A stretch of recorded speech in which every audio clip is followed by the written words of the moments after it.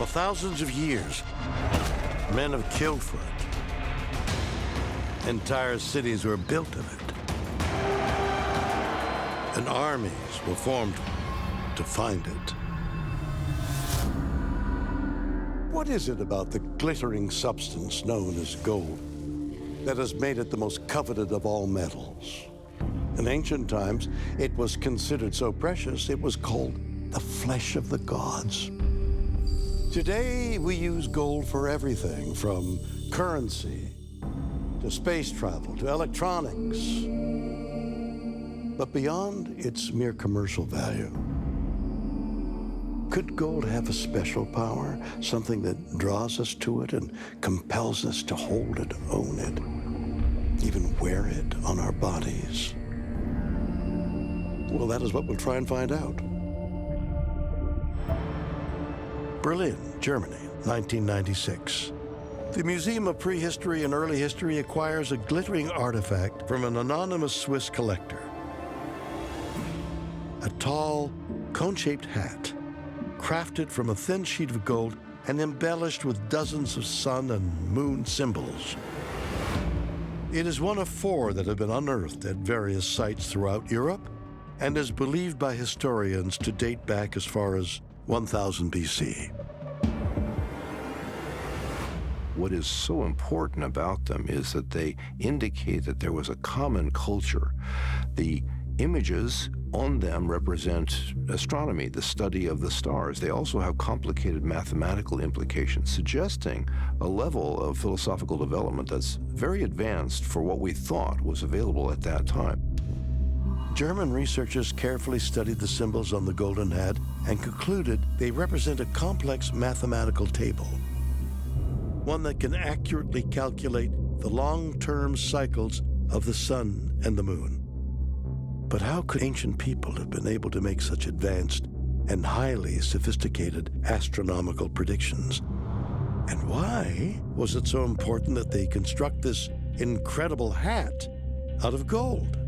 The suggestion is that they belong to what might be referred to as oracles, people that could fall into an altered state and prophesize, could come up with statements relating to the future or other worldly situations. There's also this idea that certain metals resonate or vibrate at certain resonant frequencies.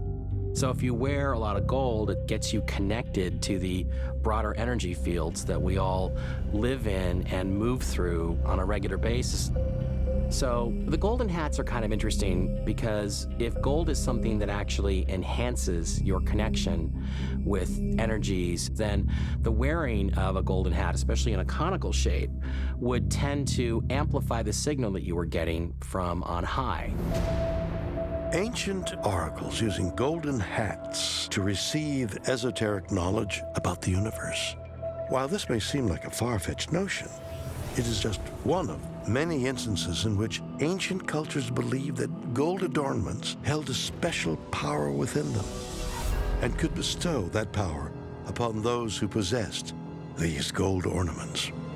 Throughout history, people have adorned themselves with gold because it symbolizes power, wealth, beauty, but ultimately, gold is considered a very good conductor of electricity. Gold is one of the best conductors there is. The other thing that's very important about it is that gold is an inert material. It doesn't react with anything. And since there's no corrosion, electrical contacts can remain clean and good. When you really want the best electrical connectivity, we always buy our gold-coated connectors. It's incredibly easy to work with. You can make it very thin. Gold leafing is something we're very familiar with. And you don't need a lot of gold to get good conductive properties. So it's possible that when you're wearing gold, that you are able to better conduct electricity. It might possess amazing powers. If you think that the belief in gold objects having some sort of intrinsic power is the quaint notion of a bygone era, well, you'd be wrong. After all, we still reward our nation's highest athletic achievements with gold medals. Gold jewelry is still more desirable than that of silver or platinum. And monarchs still wear gold crowns on their heads. These are very ancient symbols of power, and this set off the great scramble for gold. The great search, the lust, the desire to have gold. That's what installed gold as something that was central to our whole culture and way of life.